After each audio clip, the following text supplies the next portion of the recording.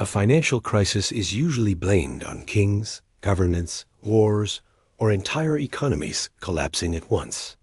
But Europe's first major banking disaster in the 14th century had a surprisingly human starting point. A single merchant whose decisions rippled across the continent. To understand how one man helped create a collapse that destroyed Europe's most powerful banks, we need to step into the world of medieval Florence, where money flowed through the hands of a few elite families. These families, the Bardi, the Peruzzi, and the Accioli controlled international trade from London to Bruges, from Naples to Avignon. Their clients were queens, dukes, merchants, and even the Pope, yet their wealth rested on a fragile system of credit, trust, and long-distance promises. And when a single merchant shook that trust, the whole system trembled. The merchant at the center of this crisis was known as Richard of Ancona, or Riccardo di Ancona. He wasn't a king, a banker, or a politician. He was simply a trader who dealt in wool, grain, and precious goods across Italy and France. But he had one advantage few others had, the ability to borrow massive sums from Florence's biggest banks, using nothing but his reputation and his signature. In a world without modern financial regulation, credit was based almost entirely on personal trust. If a merchant had been successful for years, banks assumed he would continue being reliable. Richard had built that trust. He had repaid loans on time. He had smooth business relationships with several powerful families. So when he asked for bigger loans to expand his trading operations, nobody questioned it. The banks happily approved. After all, Florence's banking houses believed that experienced merchants rarely failed. But this confidence would soon turn into a catastrophic mistake. By the early 1340s, Europe was facing subtle but dangerous economic changes. Crop failures had pushed grain prices up, but trade in luxury goods was slowing. Wars between England and France were draining kingdoms of resources. Yet the biggest issue was invisible to most people. The entire economy was increasingly dependent on credit, not actual money. Florence's banks had lent huge amounts not only to merchants like Richard, but also to monarchs like Edward III of England, who used Florentine loans to finance the early stages of the 100 Years' War. These loans were risky, but kings were still considered safer than ordinary people. Compared to that, lending tens of thousands of florins to a successful merchant seemed harmless. The Peruzzi alone issued loans equivalent to millions of dollars today.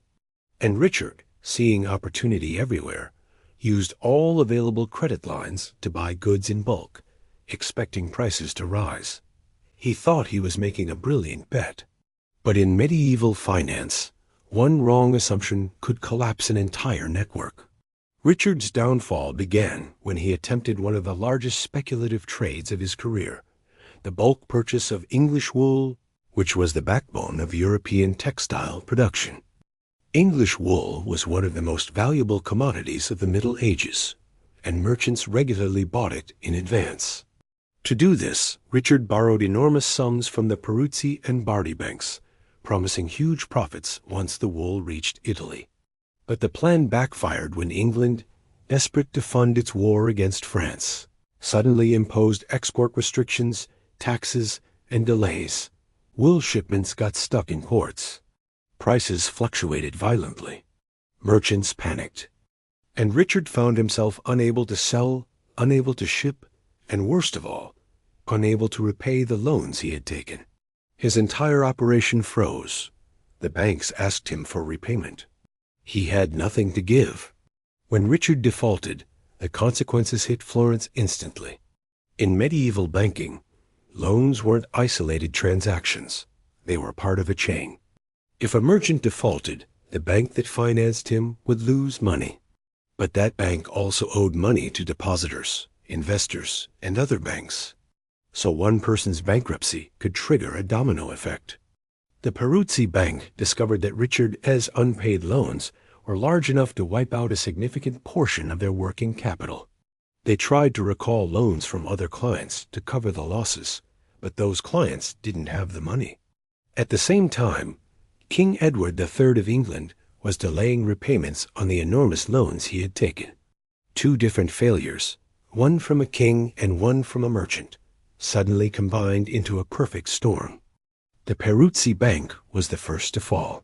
Chroniclers of the time wrote that its collapse shook Florence as an earthquake shakes stones.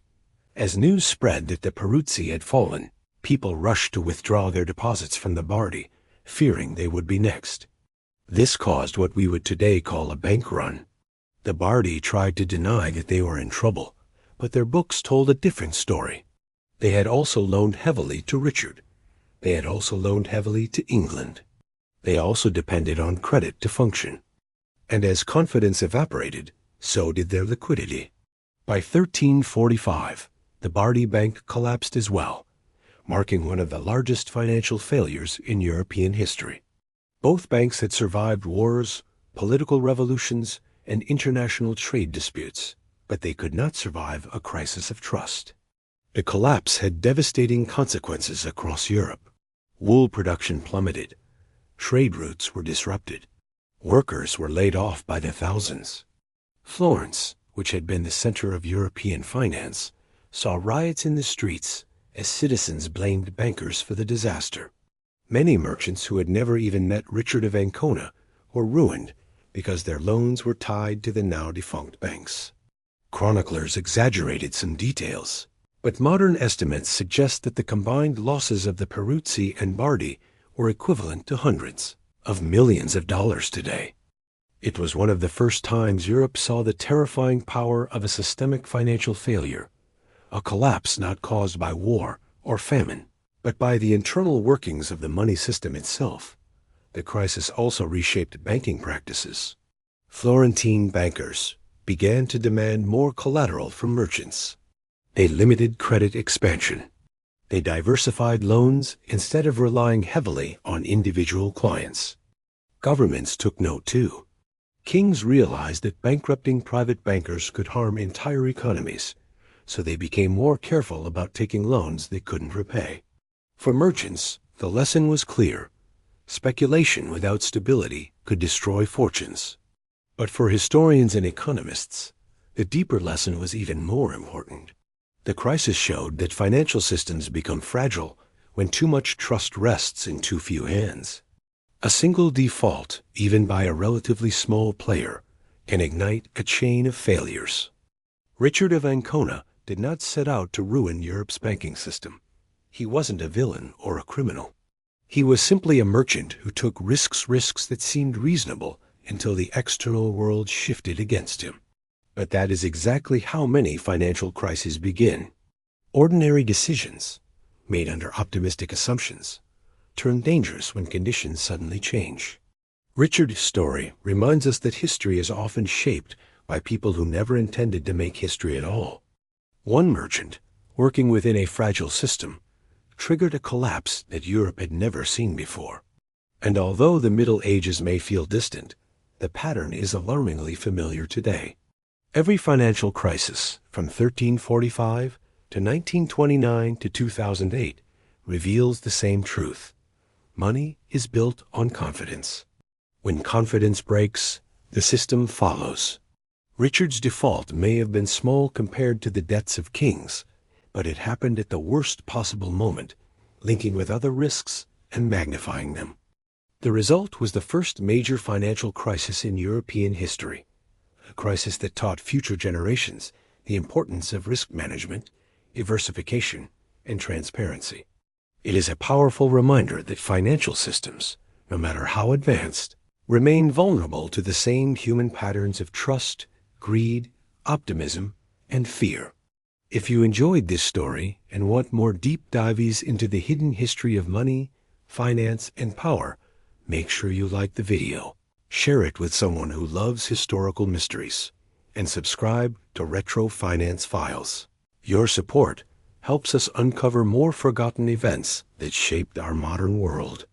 Thanks for watching, and I'll see you in the next episode.